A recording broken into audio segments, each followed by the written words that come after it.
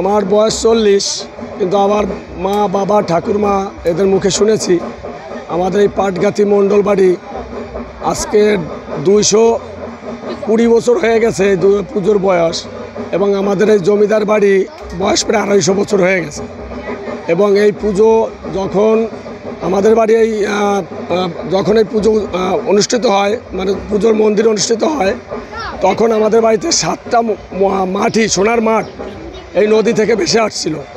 ভেসে আসার পরে এই মাঠ থেকে আমাদের এই খালের থেকে আমাদের বাড়িতে বলছে, স্বপ্নে দেখছে যে তোর বাড়ি লক্ষ্মী আসছে, তোর এই লক্ষ্মীকে তুলে নিয়ে আয়। তারপরে আমাদের ঠাকুরমা সে গিয়ে নদীতে দেখে যে 7টা মাঠ আসছে। তখন আমার ঠাকুরমা একটা কলসি গলায় দড়ি দিয়ে নদীতে ঝাঁপ দিয়ে মারা যায়। তখন ওই 7টা মাঠই আমাদের বাড়িতে চলে আসে হেঁটে। আসার পরে তখন থেকেই আমাদের বাড়ি এই পুরনো বিল্ডিং এই পুজো অনুষ্ঠিত শুরু হয়। এবং ওই যে আমার যে ঠাকুরমা মারা যায়, উনি তখন ওই লক্ষ্মীকে বেঁধে রেখে গেছে যে উনি আর না ফিরে আসলে ওই লক্ষ্মী আর কোনোদিনও যাবে না। তারপর উনি মারা গেছে, কিন্তু আর সেই লক্ষ্মী এখনও যায় না, এখনও আমাদের বাড়িতে আছে।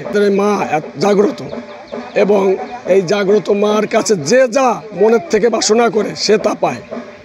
এবং আমাদের ওপার থেকে একটা লোক, তার ছেলে হয় না, ছেলে সন্তান হয় না, সে বলছে, মা আমার যদি একটা ছেলে সন্তান হয় আমি আপনার প্রতিমার বানাতে যত টাকা লাগে আমি দেব। সে আজকে কালকে এসে আমাকে বলে গেছে।